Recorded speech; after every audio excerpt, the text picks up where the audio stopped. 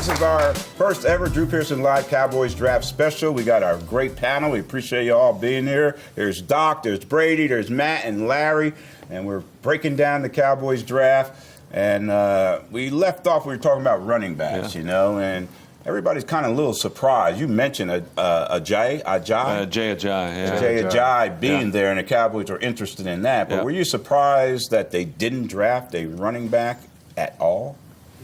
You asking me? Yes, Brady. Not really. Not really. It just didn't fall the way they wanted it to fall. And Ajayi was one of their guys. And they liked him maybe in the third or fourth round. Then he got the knee injury, and so they pushed him back. And when they were going to draft him in the fifth round.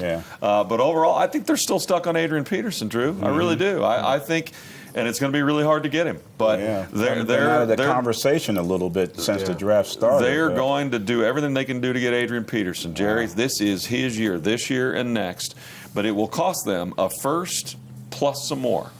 Because Minnesota doesn't want to trade Adrian Peterson to this franchise. They'd rather trade him anywhere else but to Jerry Jones and the team that also pulled the Herschel Walker on him, right? They still haven't lived that down. They have not lived that down. So, no, I'm not shocked. They're arrogant about this offensive line and their ability to let you and me run through it. And I heard the other day that if Travis Frederick snapped the ball to himself, he could average 4 yards a carry with that offensive line. Well, I know you have the stats. How many? I mean, DeMarco ran without getting hit more times and farther than anybody in the NFL, right? And again, not taking anything away from DeMarco. That's Well, absolutely. I mean, that line was truly remarkable. It harkens back to the '90s when they had that unbelievable line, and he's a between the tackle runner, and that's exactly what he did. So what I love the fact that they got McFadden.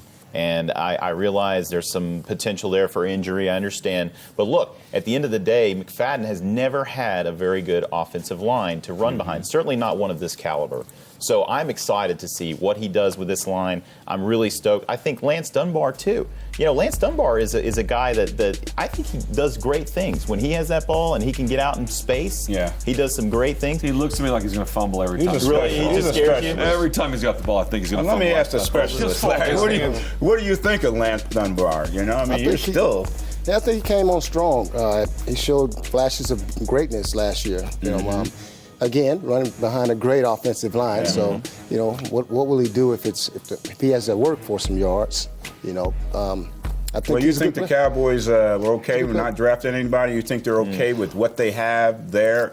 And don't even worry about Adrian Peterson. If that happens, that's just a bonus. But so far, they're going into camp, into next season, with these three guys as their lead backs. Well, we mentioned during the show the diminished value of running backs in the league these days, right? That being said, there's a second chance for the Cowboys to possibly pick up a great running back. Once the numbers get trimmed down, the rosters get trimmed down, I'm sure there'll be some pretty good finds out there available. Yeah, that's a good point. All right. Now we got that covered, and we figured that out. What about the upcoming season? I mean, they finished 12-4. They won the NFC East. They won a playoff game, lost the heartbreaker to Green Bay. Think they could build on that and keep it rolling?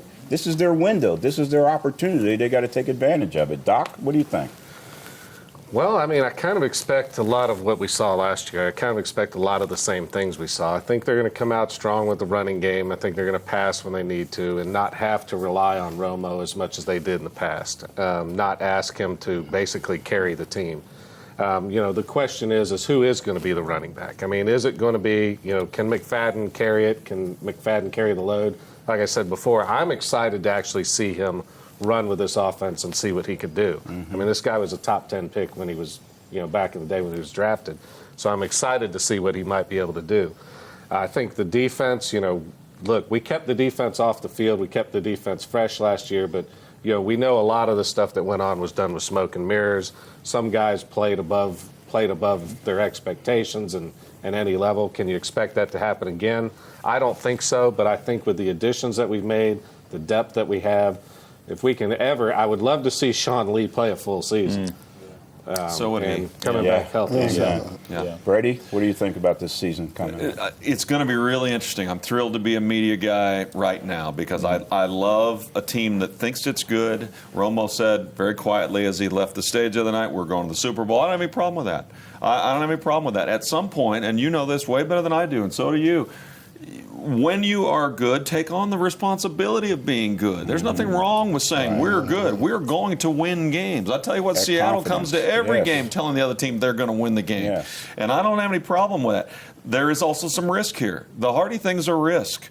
Bringing LaRon McClain back is a risk in itself. The Des Bryant thing, he no longer has the support staff, so he's now a risk. Plus, he wants to get paid. Orlando Skadrick hasn't done any offseason workouts because he wants to get paid. And then you drafted Randy Gregory to go on top of it. So you're going for it. Yeah. And you are really putting this organization and this coaching staff to the test, and I actually think it'll work out great. All right, way to break it down. Yeah. Nice. Great. Yeah. Matt, what do you think? Yeah, I actually like their chances this year as well. I really do. I think that in this NFL today, the Cowboys have to win the NFC East. They have to win the NFC East. So at the end of the day, you look at the NFC East, you look at the Philadelphia Eagles, Giants, you look at the Washington Redskins, and I like the way they stack against these NFC East opponents. Now, realize it's been a number of years since an NFC East champ has repeated, okay? So it's not an easy task at all. It's not an easy task at all. But I look at the quarterback situation for all three of those teams. I look at just the offensive line situation, Philadelphia specifically. I thought they made a huge error in not drafting any offensive linemen in this draft. I was very surprised about that. So I really like the way they stack up against the NFC East, and I think they're going to have a great year. Right on. Larry, you know what it takes to win a Super Bowl championship. You won one yourself with New England. Right. And do you think this team has what it takes? Obviously, they had a great season last year. I think they exceeded most people's expectations and played great. If they can build on that or start there, then they're in good shape. Now, they did have DeMarco Murray, the leading rusher in the league last year, and I think that was a big key to the success of the team. And it's interesting that this whole conversation has kind of gone back toward the running game. The reason why I say that is I think if you look at what they've done all offseason, they've pushed all of their chips toward the defensive side of the ball, putting a lot of pressure on the offensive line, who's played great. So they're putting the pressure on the offensive line to do the offensive part. And Romo, of course, and his supporting cast. And this defense, they're beefing it up. They're trying to build a championship team, obviously, and it shows with the moves that they're making. Yeah, I agree. I think the key is to win that NFC East and then, take it from there, dominate that. Let's win that back-to-back and keep it rolling. I think the experience they'll bring now, this time around, into the playoffs will pay off for these guys. A lot of the young guys never even experienced a playoff situation, but now they have that under their belt, and I think they're falling in line as far as this Jason Garrett process is concerned. They're listening to him. Great. I think he's got all those players out of there, like DeMarcus Ware. God bless him, great player, great Cowboy. But they're older guys, and they are all set in their ways. They've been through other coaches, and so now you got young guys in here, and they listen to Garrett. They believe in what he's saying, and he has that command.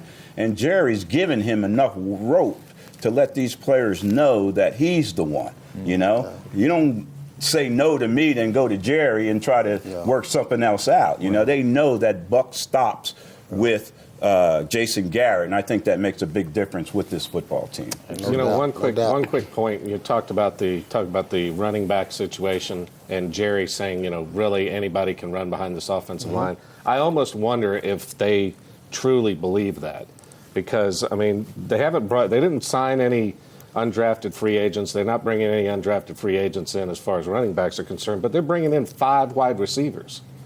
Yeah, 5 wide receivers. So it's pretty interesting. We have to see what happens. Again, you have to understand that before the final roster gets complete, there'll be some changes. A lot of roster you have to changes. take all of that into account. Yeah. And I'm sure they'll take a long, hard look at it based on what they have at their One thing for sure, I know, guys, and thank you all for being here and offering some Pleasure. great insight and information.